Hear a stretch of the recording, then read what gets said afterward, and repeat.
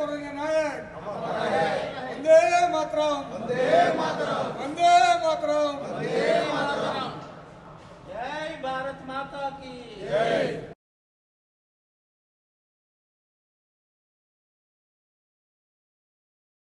మురళీ నాయక్ మన వీర సైనికుడు 2022లో అగ్నివీరుగా సైన్యంలో చేరటం, 4 రోజుల క్రితం వరకు కూడా నాసిక్లో అతను ఉద్యోగ నిర్వహణ చేయటం, యుద్ధం వచ్చింది, నువ్వు రావాలి, నీ అవసరం చాలా ఉంది అన్నప్పుడు అతను పరుగున బార్డర్లోకి వెళ్ళాడు.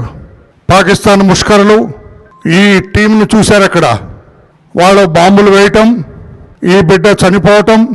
మురళీ నాయక్ మన రాష్ట్రం అనంతపూర్ జిల్లాకు చెందిన యువకుడు.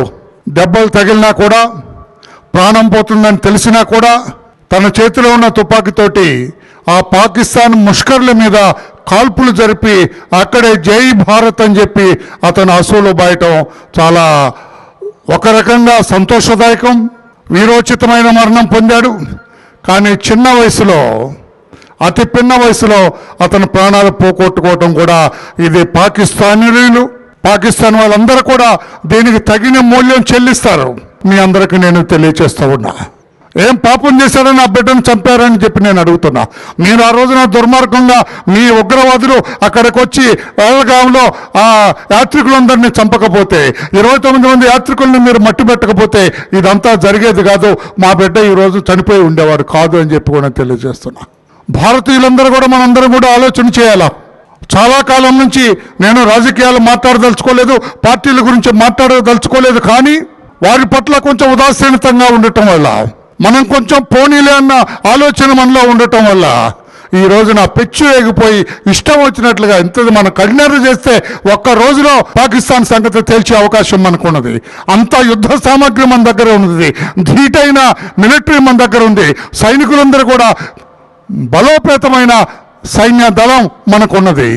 ఇప్పుడు ఈ రోజున మన ప్రధాని గౌరవ నరేంద్ర మోడీ గారు ఈ రోజున పాకిస్తానీల ఆట కట్టడానికి ఆయన నిర్ణయం తీసుకోవటం, ప్రపంచ దేశాలన్నీ కూడా మనకి మద్దతు తెలపటం, పాకిస్తాన్ వాళ్ళు చేసింది తప్పు, అటువంటి జరగటానికి వీల్లేదని చెప్పి కూడా ప్రపంచ దేశాలన్నీ కూడా పెద్దలందరూ కూడా నొక్కి వక్కాణించడం కూడా మనం చూసాం. ప్రధానమంత్రి నరేంద్ర మోడీ గారు తీసుకున్న ఆ కట్టుదిట్టమైన నిర్ణయానికి ప్రతి భారతీయుడు కూడా మద్దతు తెలపవలసిన అవసరం ఉంది. మనందరం కూడా ఒక్క మాట మీద, ఒక్క త్రాటి మీద ఏకోన్ముఖంగా నడవలసిన అవసరం ఉంది.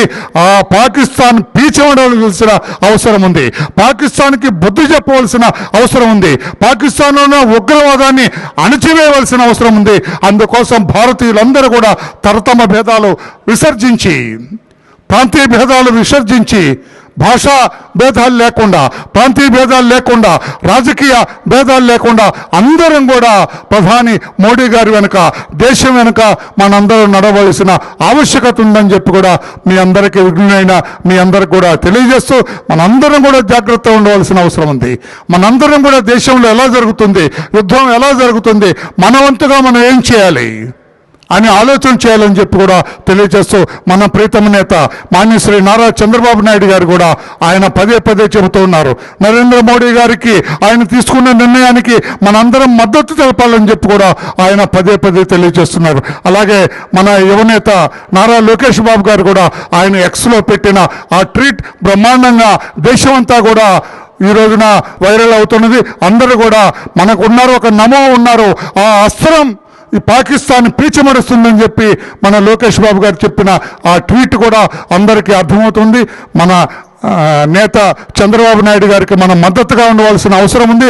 ఆయన ఏది ఆదేశించినా కూడా పాటించడానికి మనం అందరం కూడా తెలుగుదేశం పార్టీ కార్యకర్తలు, నాయకులు అందరూ కూడా సిద్ధంగా ఉండాలని చెప్పి కూడా తెలియజేస్తూ మరొక్కసారి మురళీ నాయక్కి తెలుగుదేశం పార్టీ నారా చంద్రబాబు నాయుడు గారి ఆదేశాల మేరకు ఆ బిడ్డకు మనం నివాళులు అర్పిస్తూ అతని ఆత్మకు శాంతి కలగాలని ఆ భగవంతుని ప్రార్థిస్తూ ఆ కుటుంబానికి మనం సానుభూతి తెలియజేస్తుంది తెలుగుదేశం పార్టీ అని చెప్పి కూడా తెలియజేస్తూ మీ అందరి దగ్గర సెలవు తీసుకున్నాను.